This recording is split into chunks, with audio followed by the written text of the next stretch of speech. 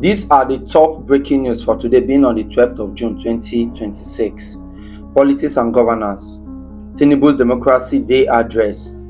In a national broadcast, President Bola Ahmed Tinubu reaffirmed his administration commitment to driving economic reforms and securing democratic principles. Crucially, he issued a direct warning to terror financiers, stating they will pay dearly. He also urged the Independent Electoral Commission (INEC) and security agencies to guarantee peaceful and credible upcoming gubernatorial polls in Ekiti and Osun states. State Police Bill inches closer. The National Assembly has made significant headway on the creation of state police, with the House of Representatives passing the State Police Bill to clearly define concurrent federal and state policing powers. Security. Senate orders crackdown on TikTok bandits. In a very plenary session, the Nigerian Senate directed the Department of State Services (DSS) and the Police Cybercrime Unit to track and arrest bandits who are brazenly using social media. Lawmakers expressed alarm after reports emerged that bandits recently hosted a live giveaway, distributing over 100 million naira in ransom proceeds on TikTok within 30 minutes. No more peace accord. The Senate has formally urged all state governors to immediately halt amnesty programs, dialogue, and financial negotiations with bandits, warning that these peace deals are failing and only serving to fund further criminal operations across the nation. Economy. The transition to economic freedom.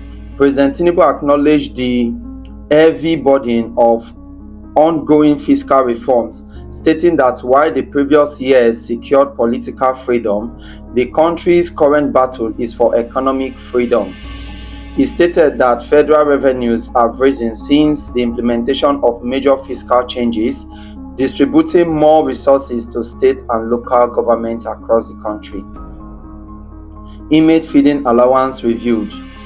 Following a viral video exposing poor feeding conditions at the Calabar Correctional Center, the federal government stepped in to review and increase the feeding allowance for inmates from 700 naira to 1,250 naira to mitigate inflationary pressures on food stampers.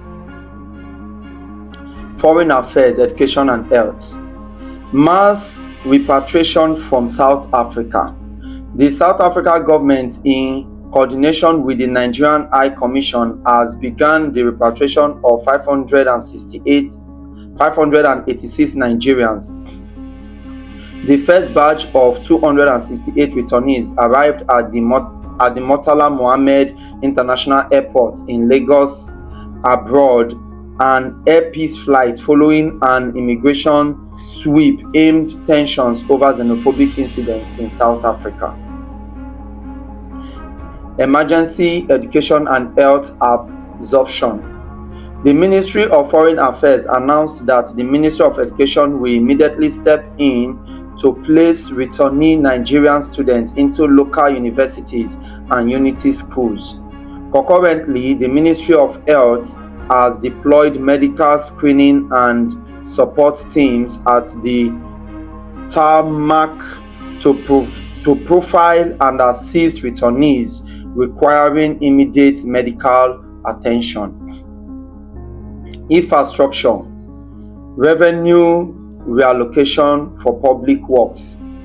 As part of the updated fiscal framework mentioned in the Democracy Day address, the presidency highlighted that the reduction of government leakages and boosted federation revenues are being actively directed into major state-level infrastructure projects to improve public transportation and accessibility.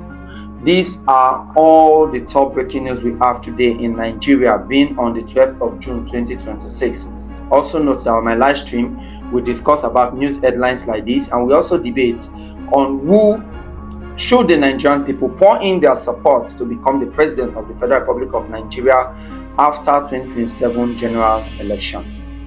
And also note that on this live stream every Sunday, we always have a box battle. Criteria are very simple. Have enough followers to be able to turn up your camera and have a carbon paper where you can indicate the state in which you are representing on the box battle.